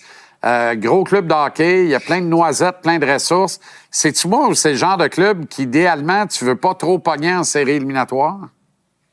Oui, mais écoute, ça peut être Utah, mais je veux dire, les 16 équipes qui vont faire les séries éliminatoires, je pense que tu en as parlé juste avant. La première ronde des séries, c'est souvent la plus difficile. Toutes les équipes qui sont là, il y a tellement de parité dans la ligue que les 16 équipes qui vont rentrer, ils ont une chance de gagner la Coupe Stanley. Donc, il n'y aura pas aucune série qui va être facile. Donc, on se concentre sur nous. T'sais. On essaie de prendre la meilleure position possible pour rentrer. Et puis, on va voir qui qu'on va jouer, mais il n'y aura pas de série facile. Puis, le Mammouth, je suis content pour André. Il a fait du bon travail de l'Arizona à Utah. Puis, de vivre les séries éliminatoires dans son équipe-là. C'est une étape. Puis, on va voir si on va les affronter. Un mot sur Nick Suzuki, Cole Caulfield, que tu connais bien, Dom. Nick est à 2 points de la barre des 100. Cole a atteint les 50 buts. C'est extraordinaire, ces deux kids-là. Là. Non, puis, tu sais, la maturité, la progression. Nous autres, on les a eus, ils étaient plus jeunes, Cole sortait du collège, mais déjà, on pouvait voir quel genre de marqueur il était. Juste quand on est arrivé dans la série de 2021, je m'en souviens, Alex Burrows, il patinait avec nos gars, puis il disait, oh, le kid Caulfield shoot, hein. Donc, je suis content pour lui. Bon match demain au Colorado, Dom. Merci infiniment. On se reparle très bientôt. OK, à bientôt. Salut. On s'arrête en pause. Au retour, coup sur coup, on rejoint à Londres pour Makhmoudov Fury demain. Le coach de boxe, Ross Amber. Le columniste Jean-Nicolas Blanchette. Capital Hockey, Philippe Boucher, quelque part dans le sud encore. Et manque pas Gilbert Perrault tantôt. Ça va être bon. Mesdames et messieurs, ladies and gentlemen. Dans le coin, Ross est dans le coin. Dans le coin, Ross est dans le coin. Le coin, Ross est dans le coin. Dans le coin, Ross Amber, que l'on rejoint à Londres, en Angleterre. Comment ça va, le coach? Bien, ça va super bien, mon Johnny, toi? Très bien, merci de t'enquérir. Avant de parler de Tyson Fury et de Arslanbek Makhmoudov, le Lion, affrontement qui aura lieu demain, un mot peut-être sur l'unification des titres par Iglesias hier au cabaret du Casino. T'étais en pleine nuit là-bas, mais je présume que t'as rien manqué pareil, soit en direct ou soit en rattrapage aujourd'hui, hein? Oui, j'ai juste vu les faits saillantes, puis c'est sûr que c'est un grand moment pour Iglesias, mais je pense tout à fait attendu de sa part. Je pense qu'il était largement favori, fait que, comme qu'ils ont dit, c'était plutôt comment qu'on peut dire ça? Une formalité, tu sais, de le couronner champion. Fait que toute une performance de sa part solide, mais tout le monde savait qu'il était quelqu'un de très solide et il a fait le job qu'il était supposé de faire pour devenir champion du monde. Est-ce que pour toi, là, ce genre de performance-là hier lui ouvre la porte, est un tremplin pour les grandes scènes mondiales? Parce que, bien qu'il détienne 2 titres dans une catégorie qui est peut-être moins rayonnante qu'elle ne l'était à la grande époque du Super 6 puis de Lucian puis tout ça, il n'en demeure pas moins qu'on n'a pas l'impression qu'Iglesias est encore vraiment une star reconnue comme un des bons boxeurs au monde, là.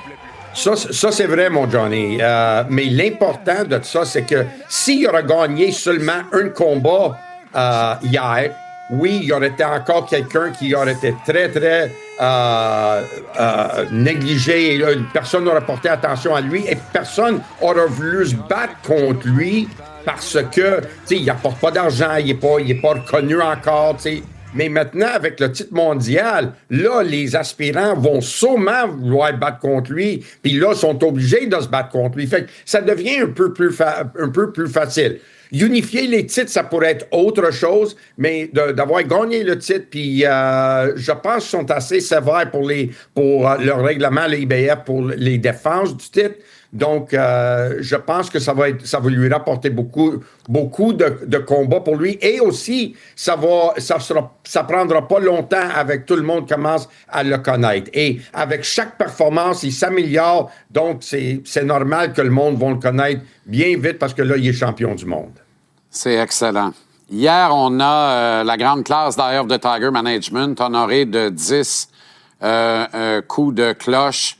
La mémoire de 3 disparus associés de très proches à la boxe ou directement à la boxe. Évidemment, notre camarade Roger Brulotte, l'arbitre juge Guy Jutras et le plus récent qui est parti vers un monde que l'on dit meilleur, l'un des Fighting Hilton, Alex Hilton, qui est décédé, ma foi, beaucoup trop jeune.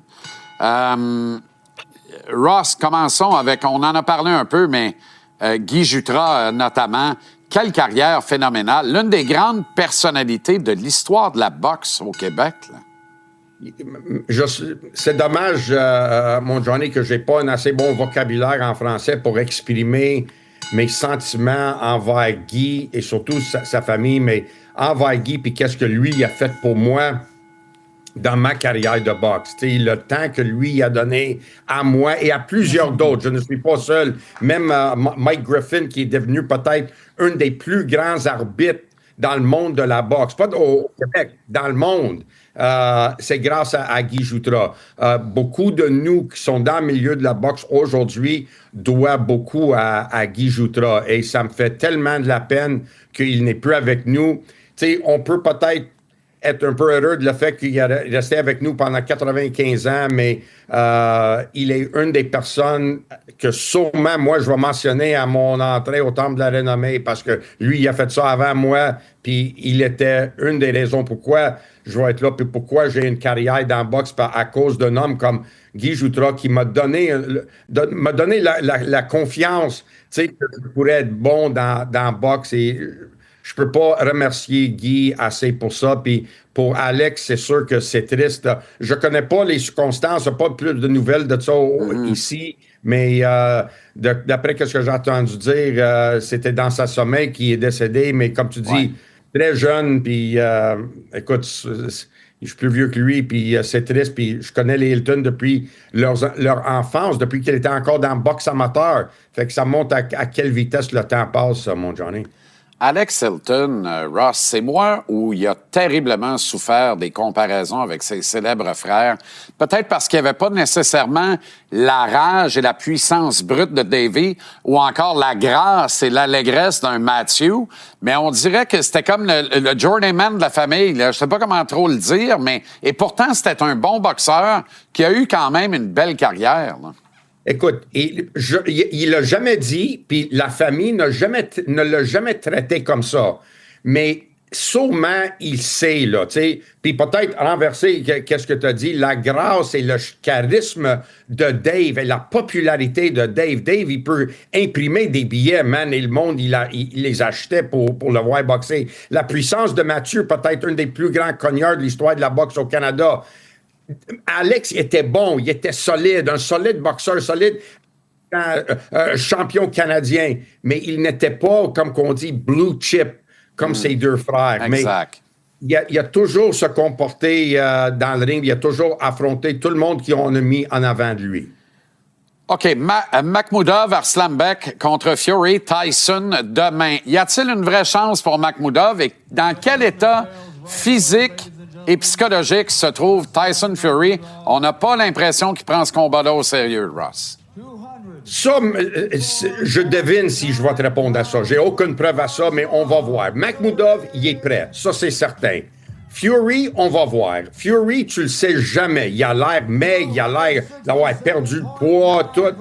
On ne sait pas. On ne sait jamais quel Fury va embarquer dans le ring. Normalement, un Fury à son meilleur, un Fury qui va se bouger, va danser, va boxer derrière un jab, va utiliser sa portée, devrait avoir un peu trop de mouvement et un peu trop de vitesse pour une Makhmoudov.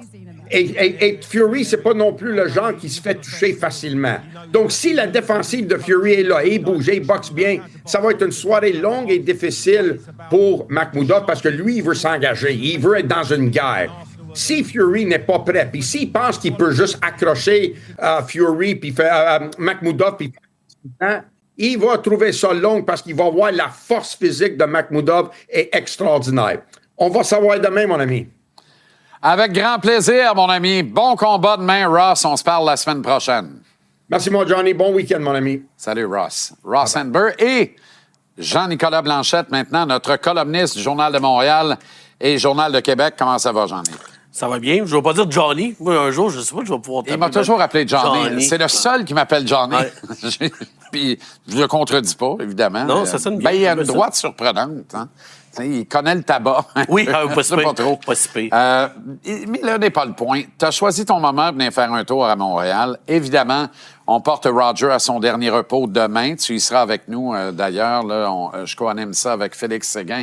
Dès 9 h demain matin, sur le parquet de l'église du Vieux-Sainte-Thérèse, à LCN et ici à TVR Sport.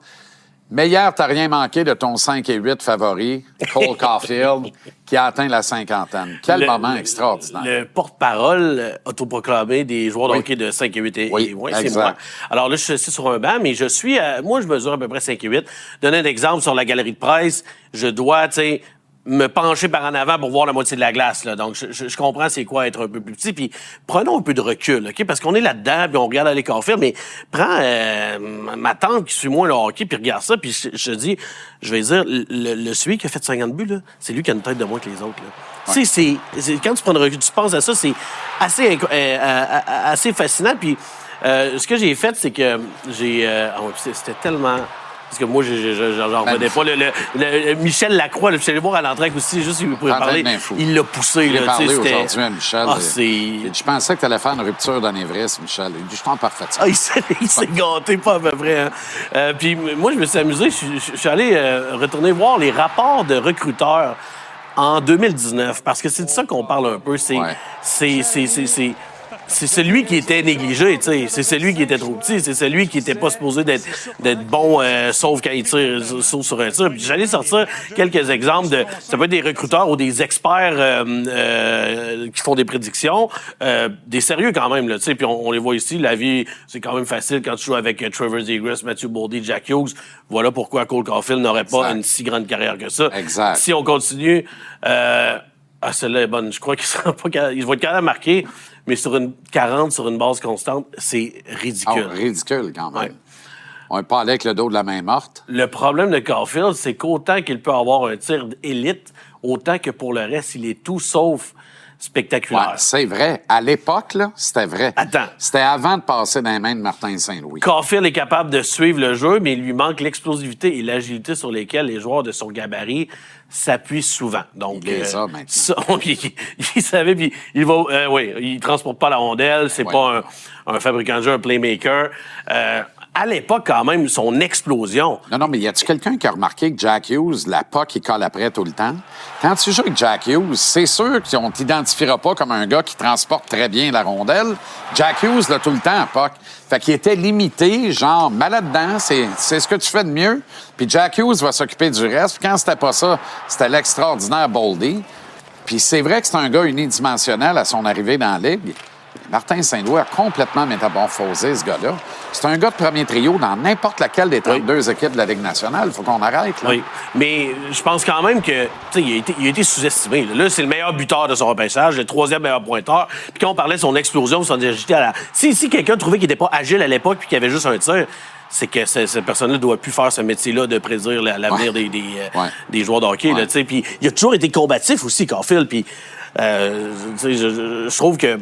Je trouve que c'est une belle vengeance. Puis dans son sourire hier de tout ça, c'est tout ce qu'il a réussi à traverser. Puis moi, j'étais tanné qu'on me parle tout le temps des gros joueurs puis qu'on me dise que non, Caulfield, ça marche pas. Puis je trouve que c'est une belle victoire. Puis tu sais, quand ton papa, là, puis ton enfant te dit, là, il rêve de jouer au hockey, puis il est petit, là, c'est un modèle qu'on sous-estime. Il faut pas sous-estimer ça, l'impact que ça va avoir pour des modèles importants au Québec pour ça. Puis je trouve que Caulfield en est un extraordinaire.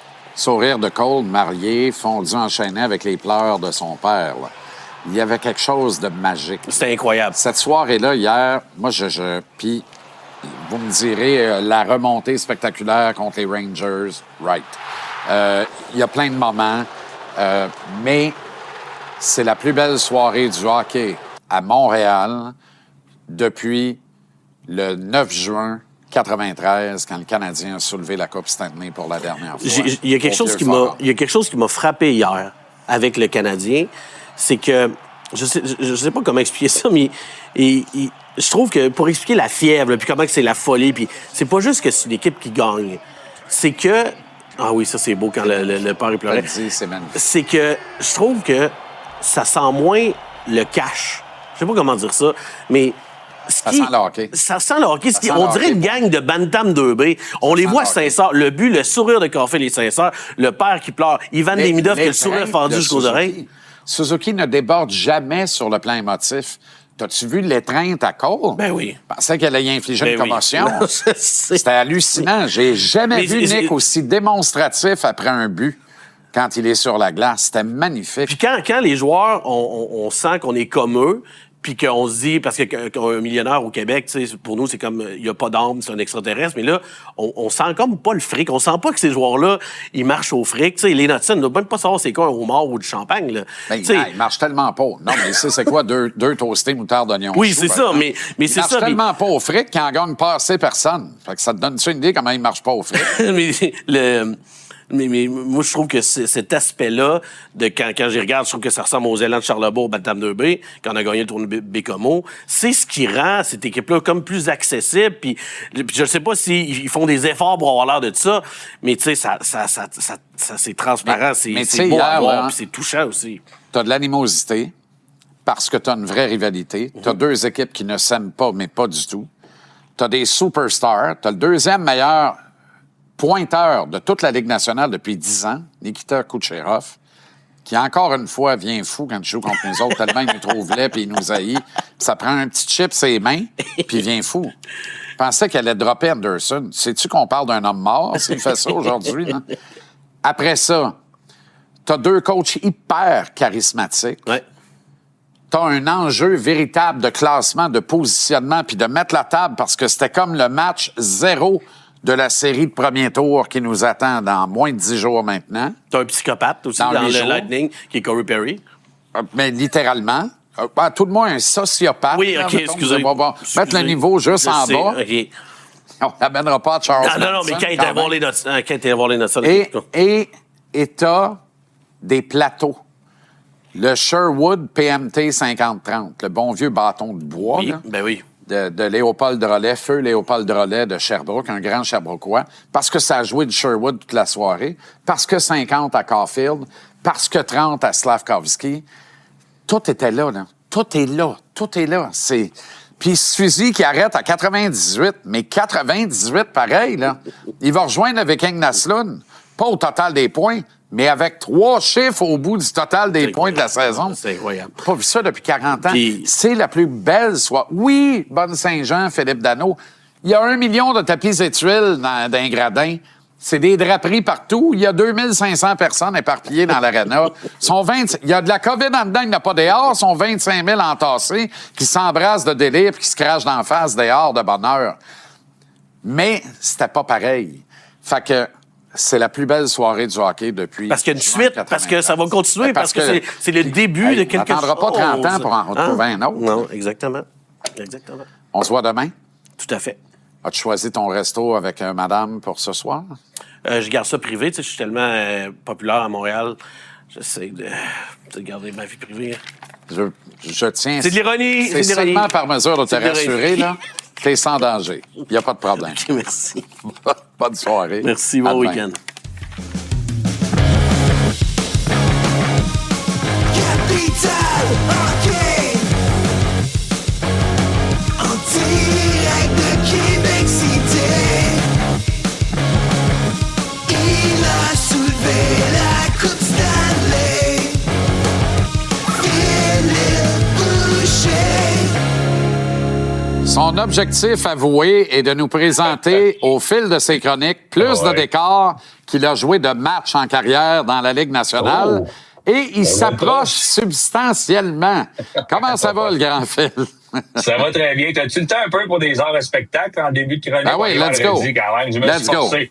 C'est peut-être dans tes années. Là, on est de quoi? Dans 35 minutes, je m'en vais voir les pieds dans le sable Ice Cube. T'as déjà écouté ça? Ben voyons donc. Il joue sur une beach? Il joue sur la place de la Tortuga ici. Puis après ça, c'est Post Malone. Fait que ça va être un beau vendredi. Du bon hockey demain, puis un petit peu d'heures de spectacle ce soir. Oh, il y a Ice Cube et Post Malone sur la même beach le même soir. Exactement. Formidable. Tu sais que Bien Post bien Malone est bien. habillé par un designer montréalais. Hein? C'est Pascal Labelle Là. qui fait Ah ouais? tous les outfits de scène, tous les jackets de scène de Post Malone. Je l'ai vu à Québec au festival d'été. En plus, un de mes amis d'enfance, son fils a joué avec Post Malone sur les plaines il y a quelques années. Fait que j'ai vraiment hâte de le voir ce soir, ouais. Magnifique. OK. Le Canadien, une équipe caméléon. Raconte-moi ça, Phil. Oui. Ben écoute, au fil du temps, dans les dernières années, j'avais pas vu ça venir. Puis honnêtement, dans les derniers mois, petit à petit. Mais le Canadien, là, tu veux jouer une game de 7 à 6, il n'y a pas de problème. On va y aller dans run and gun, qu'on appelle en anglais, il n'y a pas de problème.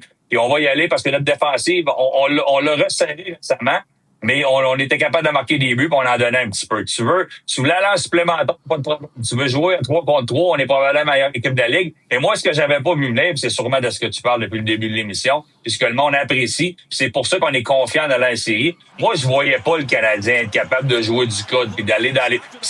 Écoute, on s'est texté hier soir, là, c'est pas naturel pour tout le monde encore, plus pour Anderson et certains autres. Mais on y va à 5, on se défend, on n'a pas peur de rien. Les sénateurs d'Ottawa qui sont bâtis comme ça, on n'a pas peur de l'Ottawa. Le Lightning de Tampa Bay, qui est une des meilleures équipes de la Ligue nationale, oui, il y a des blessés, mais que eux se sont découverts vraiment beaucoup de papier sablé dans leur dernière année. Ben, tu sais quoi? Tu viens chez nous, on va aller chez vous, puis on n'a pas peur. Fait que c'est vraiment nouveau. C'est ce qui fait que le Canadien est une équipe un petit peu caméléon pour moi. Tu sais, tu veux jouer le... Puis c'est que tu veux pas changer ton ADN quand tu veux ça. Puis on l'a vu hier, là, c'est les joueurs importants qui ont fait la différence, entre autres Slavkovski et Caulfield. Là. Et même si on joue ce jeu-là, même si on joue ensemble, puis on le fait en groupe, mais on change pas de notre ADN, Puis c'est vraiment bon à l'augure des playoffs qui s'en viennent bientôt, là. Hey, sur les images qu'on a vues, là, Lilleberg, là, va te le dire comme on s'en parle dans le jargon, là. C'est une pas pire journée, ça. Honnêtement, là, je l'ai vu au banc après. Je l'ai vu au banc quand il est revenu du locker, il est assis au banc, là. La face de Ryan McDonough à côté, là, il y avait du dépit puis de la haine de son coéquipier. Ça, j'ai adoré ça, parce que j'ai dit, d'après moi, Lilleberg, il brasse pas de marde pantoute quand il est pas en arrière de la cage à poules. Puis là, hier, il commence à jouer à ça. T'as une cage à poules d'en face. Veux-tu lâcher la face d'un gars qui l'a déjà défendu en avant de toi? Je parle de Struble. Dans mes années à moi, on disait ça des gars qui portaient la visière, qui voulaient se battre pareil parce qu'ils pouvaient se pencher la tête et se protéger. Mais quand tu as une cage à poules, comme tu dis, ben tu devrais peut-être pas jouer l'aspect physique, mais tu te rappelles de mon texto hier, sans nommer le joueur. Il n'y a pas longtemps à Tampa Bay, on y a arraché le cash, on a joué au tough avec, puis lui, il s'est pas sauvé, puis le joueur s'est tassé un petit peu. Fait que peut-être que lui ici, il avait la mémoire longue, puis il a voulu montrer qu'il était capable de jouer ce jeu-là hier un petit peu. Ouais, t'as raison. Puis écoute, moi, je vais le faire, le pas, là. Veleno pas très bien paru, là, sur la séquence en question, là. Tu sais, je veux dire, à un moment donné, tu peux pas y aller à moitié puis dire l'eau est trop frette, je recule. Là. Tu y vas ou tu y vas pas. Là. Tu sais, surtout dans le nouvel ADN, la nouvelle définition de qui est Joseph Veleno, là, il n'avait pas le droit de sortir de là. Puis il m'a capitalisé un peu. Là. Bolduc n'aurait pas reculé, lui. Ben restons dans ça, si ça te dérange pas, là, puis je vais emboîter le pas avec toi. Là. Tu sais, c'est pas naturel pour tout le monde. Puis on n'a pas un Mathieu Olivier. Tu sais, on a Jack Eye, on a Struble en arrière, on a Anderson. Mais les autres, tu commences, c'est pas donné à tout le monde comme ça, puis c'est pas clair à part Anderson, surtout à l'attaque, qui va le faire. Fait qu'on veut tout mettre la main à la pâte, puis on va être là, puis on veut, mais tu sais, quand les gars tombent, tu sais, moi, je disais ça à des amis aujourd'hui, là, il y a un gars qui a joué junior major il y a pas si longtemps, JC, que je salue, mais lui, c'est JC, il y a pas le I entre les deux, là. Puis, mais tu sais, je disais, toi, quand tu jouais junior, puis moi, quand je jouais professionnel, quand il y avait un scrum de 5 contre 5, il y avait 10 gants par terre, hein, ou 20 gants par terre, c'était pas compliqué. Et là, quand il y a un scrum, tout le monde ensemble, tout le monde a encore le gant, puis il y a un gars qui a le bâton ici, puis c'est plus ce que c'était. Puis pour revenir à ce que tu disais de Veleno, c'est pas donné à tout le monde. Est-ce qu'on va s'attendre ça de sa part? Je pense pas. Bolduc a des bonnes épaules, joue physique. En passant, je l'ai pas fait mettre, là, mais je voulais mettre les 10 premiers marqueurs du Canadien là, pour faire un clin d'œil à ça, puis le nombre de matchs qui ont manqué. Puis je pense qu'on se frustre un petit peu quand Zachary Bolduc est pas dans l'alignement. Mais il y en a quand même joué 76 cette année. Il en a pas manqué tant que ça. Puis je souhaite qu'il soit là au début des séries pour justement utiliser ses épaules pour être capable de faire la différence. Un 50e à l'image de Cole Caulfield, Phil. Oui, et à l'image du Canadien, parce que, tu sais, souvent, tu as un marqueur de 50 buts, il est selfish, il fait ses buts en avantage numérique, il sortait dans des buts désert, puis j'enlève rien, il compte tous les buts. Et Caulfield, c'est un gars d'équipe, c'est un leader chez le Canadien, il a le sourire au visage, tout le monde veut du bien pour lui. Puis qui de mieux que Slavkovski qui a passé à Suzuki, puis Caulfield qui finit, parce que c'est une équipe, on voit des belles choses du Canadien, c'est un groupe qui grandit ensemble, puis le but a été fait en équipe, a été fait, puis a été célébré par tout le monde. Puis c'est quelque chose qu'on voulait voir. Et c'est vraiment ça, le Canadien. C'est un groupe de jeunes qui grandit ensemble, qui veut faire la différence avec des vétérans qui peuvent aider. Puis c'est un peu à l'image de la saison du Canadien, puis à l'image de qui est Cole Caulfield qui a marqué son 50e but. Puis j'ajoute un beau but, parce que c'est tout le temps des beaux buts. Des garbage goals, Caulfield, je pense qu'il connaît pas ça. Incroyable. Tu veux remercier ton chum Bill Guérin, le GM d'équipe USA, et aussi du Wild du Minnesota. C'est-tu lui qui t'a trouvé une loge pour le show ce soir? Ou? Non, c'est Jean-Fred et Sam qui sont occupés de moi. Là. Je les remercie eux autres. C'est pas Bill qui s'est occupé de ça. Mais écoute, tu sais, ce que je veux dire avec ça, c'est un clin d'œil à la motivation d'un athlète. Tu sais, on a Caulfield et Hudson, je pense qu'on a les statistiques cette année. C'est des joueurs exceptionnels, on le voit. Mais quand tu donnes une raison à un joueur de prove me wrong, de montrer que t'es meilleur que quelqu'un pense, ben la motivation, quand elle monte un peu, ton jeu monte d'un cran, les statistiques viennent avec. Là, tu vas t'en souvenir, le flashback que j'ai, moi, c'est quand j'ai joué junior ma première année, t'étais à Granby, tu suivais l'équipe. Ben moi, quand j'allais à Drummondville, c'est Patrice Brisebois. Beau garçon, drafté par le Canadien, c'était le meilleur défenseur de la Ligue. Puis quand j'allais là, honnêtement, j'étais motivé. Fait qu'il faut que tu trouves ta motivation un peu n'importe où. Puis je pense que les deux joueurs superstars du Canadien l'ont trouvé dans la décision de Bill Guérin. Si tu me permets, c'est pas pour rire de Bill Guérin parce que vraiment, c'est mon ami. On m'a parlé à l'oreille. C'est pas de rire de Bill Guérin parce qu'il a vraiment bien fait ça avec l'équipe USA.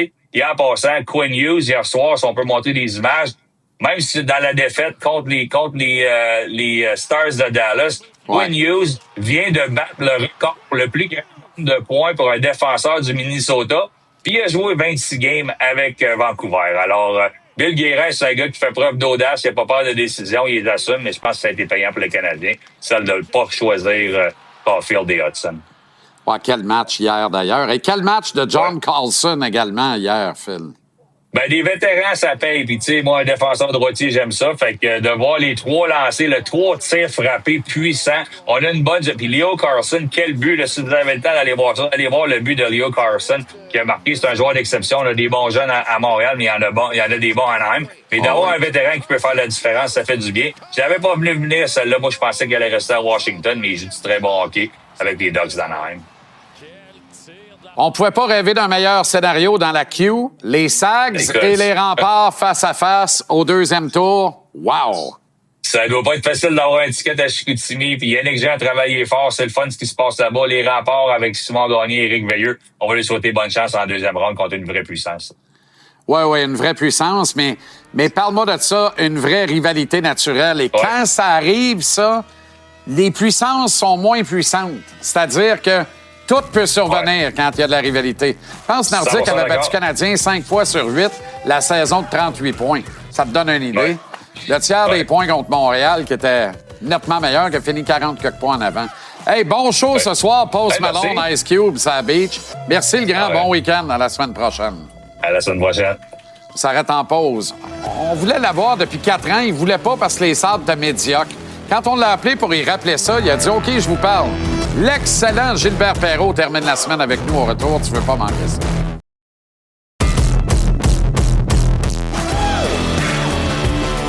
Il se fait rare dans l'espace public, mais l'occasion était trop belle pour qu'on n'en tente pas notre chance. Et il a dit oui. On est très heureux de faire un brin de causette avec le sabre des sabres devant l'Éternel de Victoriaville, Québec, Gilbert Perreault.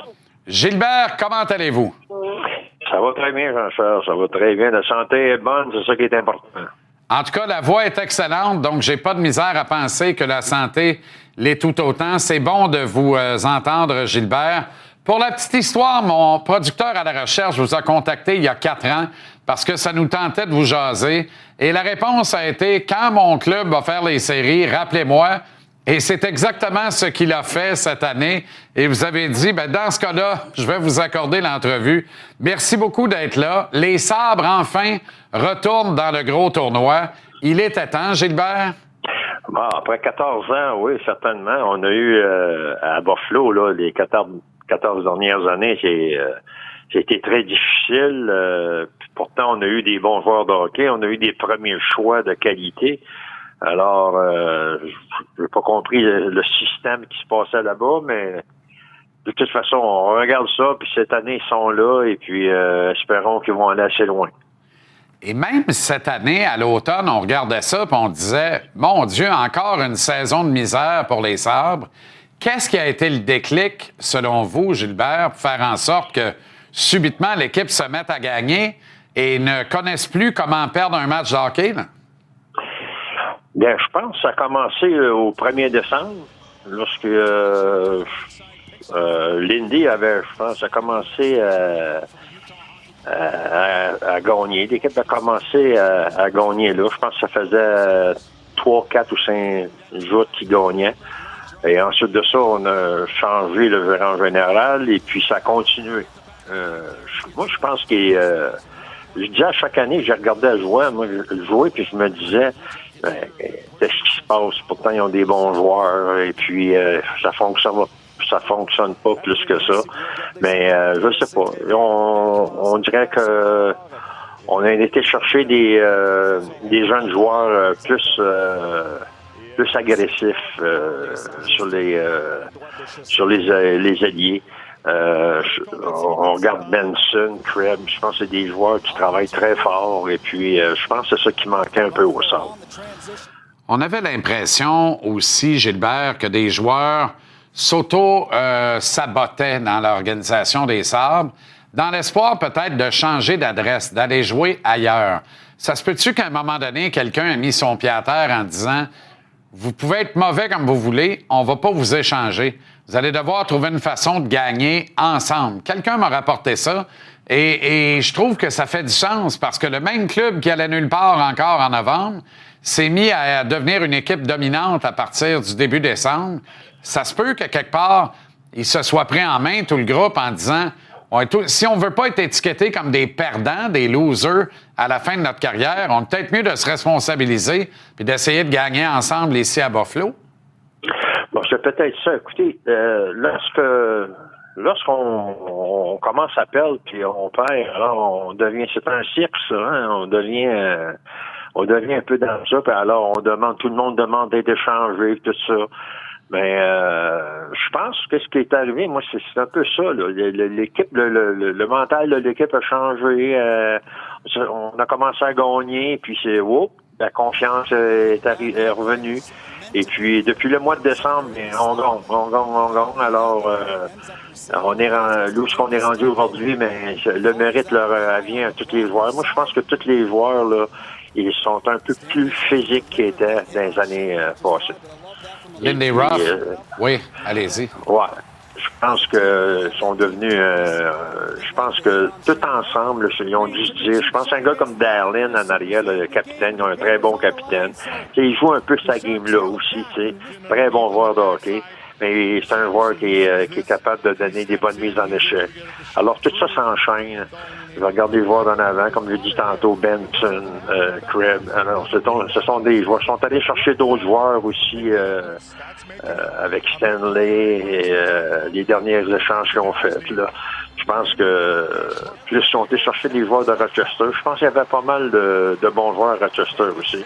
Alors, tout ça, là, l'ensemble de ça, je pense que se sont devenus une équipe là, très respectée dans la Ligue. Êtes-vous content que ce respect-là passe par Lindy Ruff derrière le banc? C'est quelqu'un que vous connaissez très bien.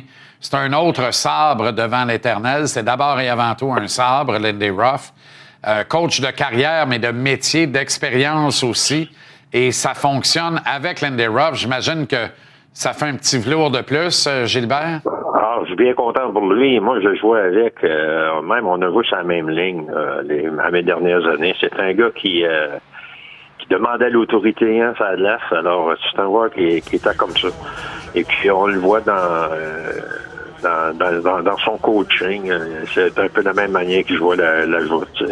Il va avoir une équipe robuste. Et puis, il doit être bien content avec ce qui se produit cette année avec les Sabres. Je regardais ça lundi et les gradins étaient tous occupés pour un match au sommet, c'est vrai, mais contre le Lightning de Tampa Bay, mais un match du lundi soir à Buffalo, là où il y a une tradition des rendez-vous du vendredi soir et où il n'y avait plus un show ou à peu près, là, c'est rendu bien plein un lundi. Ça aussi, ça doit vous faire plaisir parce que, parlez-moi du public de Buffalo. Moi, j'ai toujours dit, c'est un bon crowd de hockey, c'est un bon public de hockey qui connaît le match puis qui aime ses sabres. C'est définitif. Moi, j'ai écouté les premières années, là, c'était à l'heure actuelle, là, la foule me fait penser à la foule des années 70 à 78.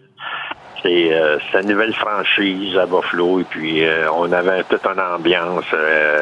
L'aréna, l'auditorium avait simplement 15 500 personnes, je crois. Ouais. Moi, j'ai été dans les dernières années, j'ai été à certaines games durant l'année. Et puis, la foule était à peu près de 10 000 à 12 000, mais avec toutes les années, comme on a dit, 14 ans que tu fais pas des séries, puis c'était devenu très difficile. Mais j'étais là il y a 3 semaines contre les Prédateurs de Nashville, là, puis le lendemain, ils jouaient contre Tampa Bay, la fameuse joute de 8 à 7. Alors, il y avait une ambiance formidable, c'était très bon, et puis j'ai bien aimé l'ambiance, j'étais là. On voyait, là, je revoyais les années 70 à Buffalo. Est-ce que cette jeune équipe va tomber dans le piège de l'inexpérience en série éliminatoire, à votre avis? Ou si un gars comme Lindy Ruff va réussir à les prémunir un peu contre ça?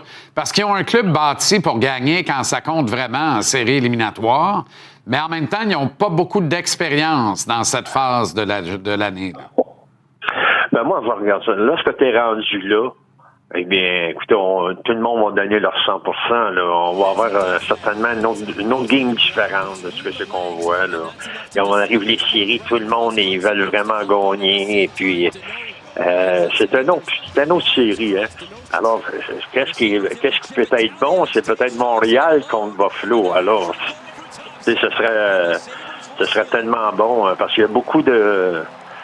C'est sûr qu'au Québec, hein, les Canadiens de Montréal sont très populaires, mais Buffalo ont toujours une certaine popularité au Québec aussi. Alors, ça serait très bon de voir ça.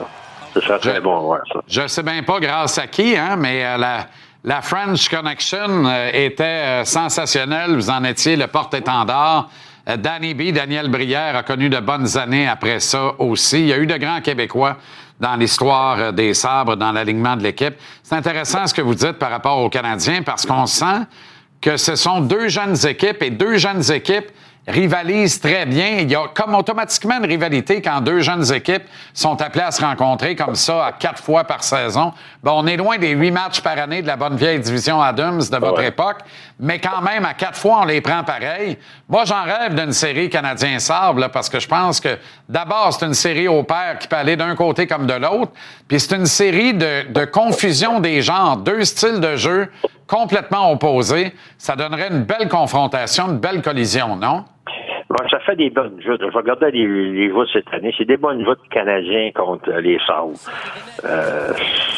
Pour moi, là, ça va être une des meilleures séries qu'on va voir. Là. Si, bien entendu, s'ils jouent un contre l'autre. Mais tout en espérant, la foule de Buffalo et la foule de Montréal vont certainement avoir un bon show. Gilbert, le Colisée des Jardins à Victoriaville est maintenant orné d'une statue à votre effigie. On en a fait l'annonce et on l'a présenté officiellement en octobre dernier. J'imagine que c'est un honneur qui vous va droit au cœur de la part de votre ville, dans le fond, la ville de Victo. Alors, c'est un bel honneur, certain. Moi, ça fait 39-40 ans que je suis retiré. Alors, je vais avoir 76 ans, là. Et puis, c'est certainement, même si ça a pris du temps, bien, c'est un bel honneur que la ville m'a fait. Et puis, je suis bien content de ça. On rappelle que vous avez joué 17 saisons dans la Ligue nationale, toutes avec les Sabres, 1191 matchs, 1329 points. Et moi, j'oublierai jamais que, jeune journaliste, je vous ai vu jouer un match d'exhibition à l'aréna de Granby. Et je disais, ma foi du bon Dieu, ce gars-là pourrait jouer encore dans la Ligue nationale. Puis je pense que vous approchiez la cinquantaine à l'époque. Coup de patin d'une fluidité extraordinaire, une explosion formidable et des mains magiques. C'est un privilège de passer ces moments avec vous, Gilbert Perreault. J'espère que les Sabres vont faire les séries plus souvent, qu'on puisse se parler tout autant. Ben oui, certainement. Espérons. Merci, Gilbert. C'est parti pour de bon. Merci Espérons-le. beaucoup. Bonne soirée. Merci beaucoup. Merci. Excellent, Gilbert Perreault. Plus souvent, Gilbert Perreault, quelle éloquence quand même. Le maire non élu, mais acclamé de Victo. Alors, on a de la balle ce soir. On parlait plutôt à l'émission des Yankees et de leur noblesse retrouvée à l'instar désormais du Canadien. Ils sont à Tampa Bay contre les Rays. Parallèlement, sur TVA Sport 2, le Thunder d'Adirondack est au Colisée Vidéotron à Trois-Rivières contre les Lions. Et notre programme double de balle nous amène à Los Angeles, où il fait toujours bon regarder de la balle en fin de veillée. Les Rangers du Texas sont les visiteurs de Shohei Ohtani et du reste des Dodgers. Demain, la Coupe Billie Jean King est dès 4 heures. Bon, ça, c'est en pleine nuit, là, quand même. Canada-Kazakhstan. Il y aura également le Upper Austria Ladies. Les demi-finales à 9h30 sur TVA Sport 2. 12h30, notre journée de hockey commence. Les Islanders reçoivent les Sénateurs. Match capital pour les deux adversaires en lutte pour une place en série. 15h, les Caps de Washington à Pittsburgh contre Sid the Kid, Geno Malkin, Chris Letang et les Pingouins. 18h, l'avant-match suivra l'intégrale et l'après-match avec Dave Morissette et la joyeuse bande, la joyeuse équipe. Les Blue Jackets de Columbus n'ont plus droit à l'erreur. Ils visitent le Canadien demain.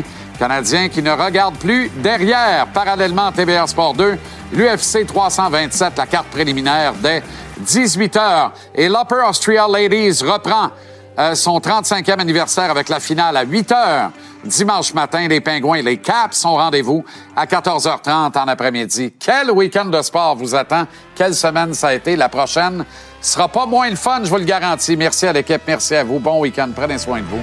À lundi.